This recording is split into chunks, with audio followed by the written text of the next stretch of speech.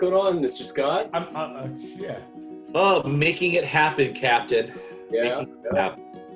How So, about you, Pringle?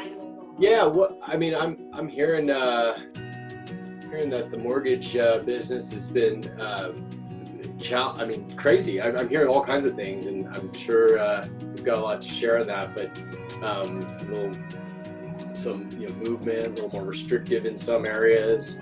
Tightening and underwriting, and more scrutiny on employment verification, rightfully so. Yeah, it makes sense. Are you experiencing that, or what are you seeing? Me personally, not so much with my borrowers right now, but I'm hearing of it. I did have someone who pulled out of a purchase because of that too. But beyond even just what's happening with employment, a lot of it comes down to lender appetite, and during these kind of, I don't want to say crazy times, because I mean they are crazy, but at the same time, I think because of market fear, we are seeing some tightening of the belt for some of the different large bank lenders like Chase, like Wells Fargo. Chase has made some recent announcements with their jumbo product of really tightening the scope of what they would allow. The same with FICO score requirements too, right? Yeah. Minimum 700 and 20% down. Yep. And then also with Wells Fargo, they're not doing a refi for anyone unless they have $250,000 with them for the jumbo product. And then on their conforming, apparently, I want to say apparently because things are always changing, they can only do refis that are investor to investor, meaning Fannie to Fannie or Freddie to Freddie. So right. That's a big deal. Wait, so, why would they? It doesn't make sense. Why would they do that? Why would they care? That's a good question. I honestly don't know. I would imagine that. I really don't know. It sounds a little incestual. Well, I think it is. I think it comes down to their to being such a major servicer too, and less servicer runoff. I wouldn't be surprised if there's some connectivity between them being your servicing entity too. And they're losing a lot of servicing right now. Yeah, I can imagine. So are you seeing lag times in underwriting now still too as a result of all this, or is it not with purchases? Purchases are still king. I mean, Joe just had one that's been done in like 25 days. Yeah, 25 days with a first and a second with TCF. That's why you're wearing the tank top. You're running. What's that? I said that's why you're wearing the tank top. You're running those deals to the finish line. That's right, man. No, I mean the nice thing is purchases are still getting done quickly. It's just really about priorities. So. I think most companies out there are really doing it, but it is good if you're out in the market and you're looking to buy, to know that this shouldn't really impact your turn times for underwriting and all of that for the most part. And I think most institutions are in that ballpark. Yeah, because of what happened like around 2012 when there was that major rate dip, very similar to what we've been seeing lately, where a lot of lenders really didn't know how to navigate through that bottleneck. So what started happening was scorned reputations. And I'm not going to mention any names, but I think that a lot of people learned from those circumstances. So I think we're seeing a renewed focus on making sure to keep that purchase business front and foremost. And I think, like Joe said, it's not so unique for any lender right now. Right. Well, most people that are, refinances are up 192% year over year. That's an interesting statistic, and they're making up for about 76% of the applications right now. Obviously there's a lot of refis going on, but I think it's important to understand that with those refis, it's more of a commodity. It's not like, where with a purchase, it's a lot different. It's not a commodity. It's very, very, very service based. Instead of just, hey, here's a refi, here's your rate, get in line, right? With a purchase, too many, people involved in the transaction. The key is communication on that. Obviously, the rate's important. It's more on the line.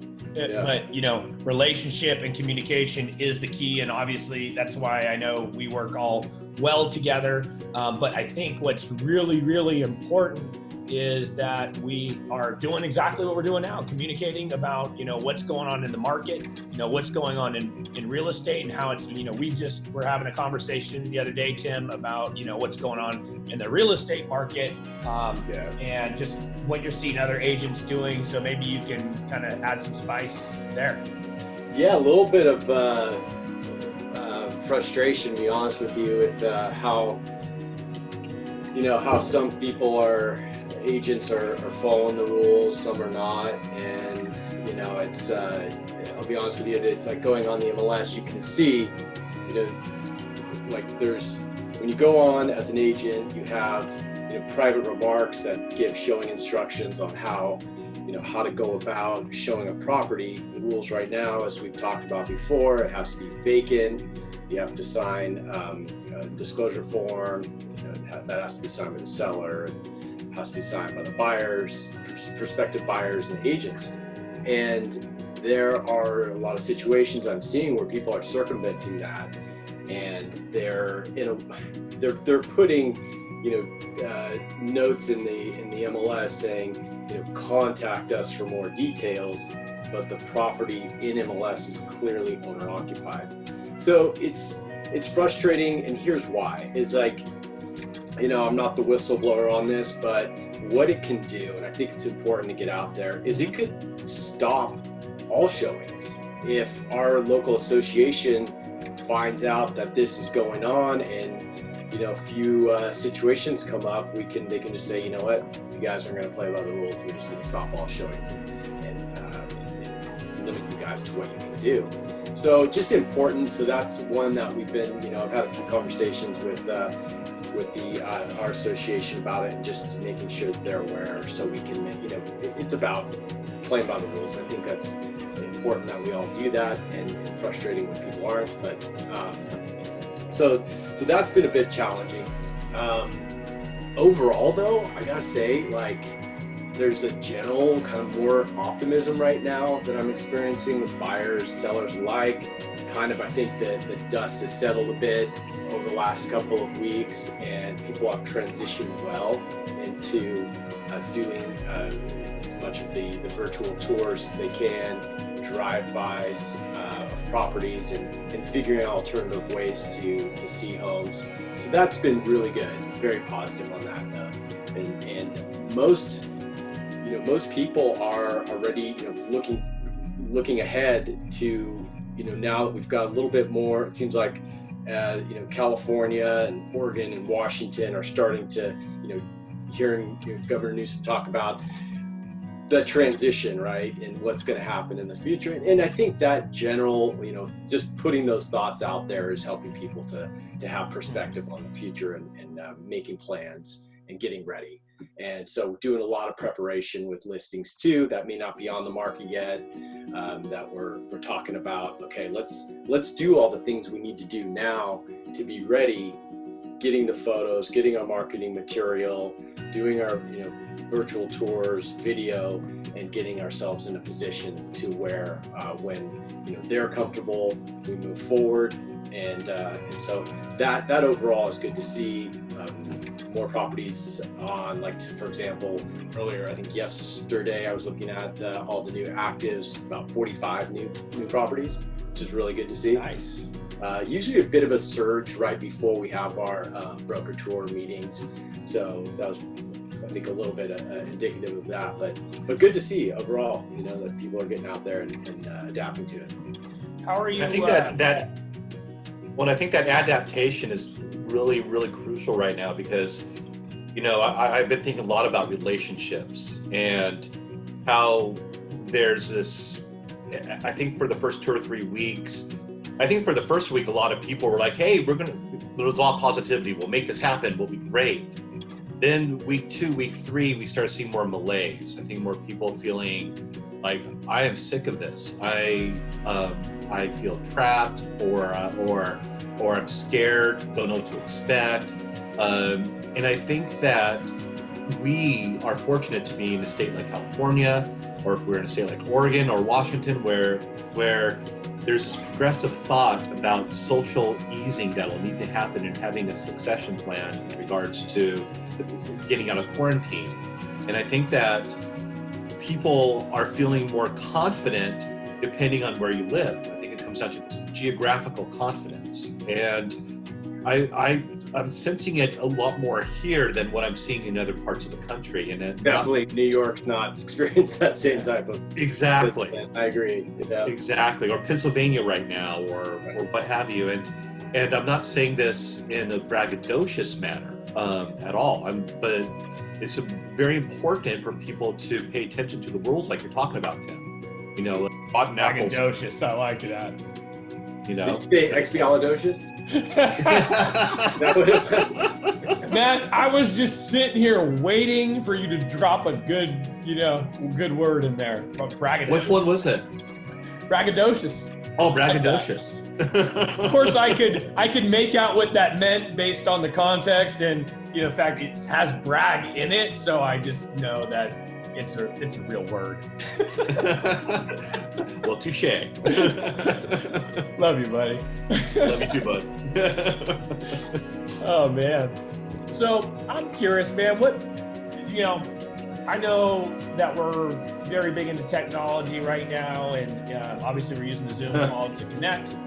Tim, what are you doing with technology to try to help sell your homes? Matterport 3D tours, video. Got a couple new ones getting ready to, edited, and we'll be shooting out there soon.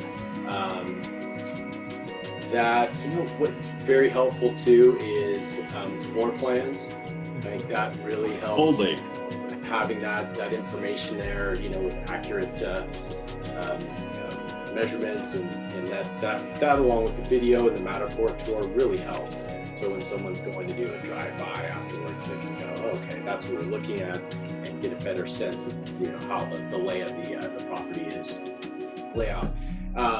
What else are we doing? I mean, those are conference calls too is very helpful. Just we've done some Facebook Lives, and that is something we'll be moving into for open houses.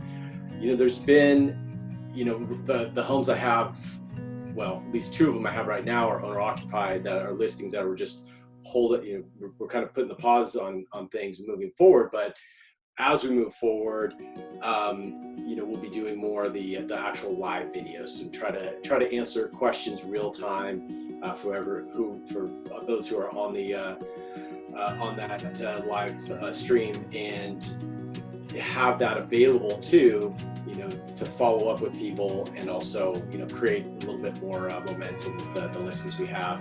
But also drone photography has been a big one. Mm-hmm. That's another part of the video. I was at a property Monday, and we did, there's a dirt bike motocross track. Yeah. So we took some video of that, which is pretty cool. So that's being edited now as well. So that stuff's going to come out. So, as much as we can do video, like I said, Matterport tours, that's been the real bread and butter of getting things out there. Nice. So behavioristically speaking, looking at everything, Tim, are you noticing that there's a lot more engagement, even like in the past week compared to maybe the week before? Are you just seeing that people are just being more engaged with this type of process of scoping for a home, looking for a home? Yeah, I think that's kind of it really does transcend. I think what you're finding is, it's like you mentioned, Joe, we've delved into technology for a while, but it's not so much having the technology, is that people are implementing and using it, right? And that's what I've seen more engagement with, just in general too. So as we've been confined to our homes, people are who may have been reluctant to look at things are now exploring them and finding that these tools that have been there are at their fingertips and they're enjoying and engaging in them. So I think kind of generally speaking, yes, overall, there's been a lot more engagement, whether it's people who I would never expect to be on a FaceTime call and FaceTiming with, or even a Zoom call, or looking at a Matterport 3D image, a dollhouse image of a house and asking questions about it, are now exploring those options. One thing that I've noticed, like when people are signing their docs, how that has been a big part of it too with technology. And like, for instance, we do what is known as like a hybrid e-close, where the buyer, or the borrower, I should say, has the ability to sign 90% of the docs electronically. And then when they meet with a notary, which typically what Title's doing now are sending notaries in people's homes, they'll meet outside usually, or in the garage or something like that. Yep. They'll only have just a few documents to sign in person. And that really helps to shorten the signing time and exposure time. And of course, the notaries are wearing masks, they're wearing gloves, respective of social distancing the best way that we can, even with them still needing to notarize everything. But I think though that adaptability with having a borderline, having most docs being done electronically has really helped with all this too. That brings up a question I had for you about appraisals. I've heard a lot of different things about drive-bys and whether or not appraisers are going into properties. What's your experience with that? Are you seeing appraisers being able to have some flexibility on actually going into the interior of a home, or how is that being played out? I've had a couple appraisals happen during all this, where appraisers went in, they wore gloves, they wore a mask, everyone was on the same page, and it was a non-issue. Mm-hmm. But I think sometimes it depends on the appraiser. But I personally have not had an issue. Joe? Nope. So I'd say probably about 65, maybe 70% of the loans we do refi have appraisal waivers, and some purchases can. I just haven't had one yet. Recently, we've had them. So appraisals are being done. Basically what happens is when an order goes in through our appraisal management company, our team that fields those orders are essentially trained to see what is the least expensive, most streamlined appraisal that we can do that the investor will allow. So if it's a Freddie Mac owned loan currently, and we're putting it into a new Freddie Mac investor, we can typically do an exterior only drive-by, which is going to be cheaper and quicker. So again, what ends up happening is, they field those orders. They just kind of are looking to see what's the best, most optimal way to do it in a speed sense and cost sense. Since this is allowable, because basically, as much as we would like to have the full appraisal, we understand that this environment obviously is a unique environment, so they've allowed flexibility around that where they didn't previously have it. Any issues with valuations? Not yet. Yeah. Not yet. And obviously, I would imagine that it's really going to depend on what I think happens over the next probably 4 to 6 months, right? Mm-hmm. Obviously, there's going to be a slowdown in the amount of sales. The question will be when we start to get some real statistical analysis, are they actually selling at a reduced cost than what they were selling for a year ago? And what are you seeing? It's going to be really hard to tell until we get a lot of data. Yeah, that's kind of the same boat. Totally. It's hard to do it with a small sample size. Even with what we do on a micro level, until we see it on a macro level in our particular market, we're really not going to know. Yeah, and that's always in retrospect, right? Right. Yeah. I think the overall feeling is that, this is my feeling, is that prices should stay stable. You might, obviously on the higher end stuff, that's going to get hit more, but still on this middle of the road stuff, you're still not going to see much stuff that's in the 500s drop into the mid to low 4s because there's still such an appetite for that type of inventory. You know, and rates are still really low. So where the variable comes in is, you know, how employment and people not making their mortgage payments, or they're basically forbearing those for a period of time, how that's going to trickle down into our overall economic whole. However, I was just reading, I think it was, I don't remember exactly, but just the whole spirit of it was that they're acknowledging this idea of how the forbearance is going to affect the servicers. And I think the government is now going to possibly looking at ways to step in and just account for that fact and try to make sure that they're, you know, not having this big issue around the servicer runoff. So it'll be interesting to see as more news comes out on that, on how they're gonna, because really my interpretation is like, look, if we can find a way to put everything on pause, right, and not pass the buck, you know, down to, you know, everybody, because everybody gets affected, right? Like, so I love this idea that we can get our people to stop needing to make their mortgage payments while they're going through this. But, you know, then how do these banks or these servicers then deal with having to pay the investor, and then the investor not get, you know, the money? Who's gonna like absorb that? And I think it's really that gap. I get it. Yeah. That's a good question. I don't know. Well, and it sounds to me like the government's trying to take it all on, but you know. Well, but at the same time, I mean, you know, it's always intriguing to me. Like, there are people who get almost screaming mad when they see any sort of support for the banks. And one thing that people don't realize, paying attention historically, what caused the Great Depression was the Fed that started around 1913 as its own independent level away from the executive powers. The Fed over the start of 1913, around 1929, did not agree to support the banks or give them any stimulus money. That's why we had the Great Depression.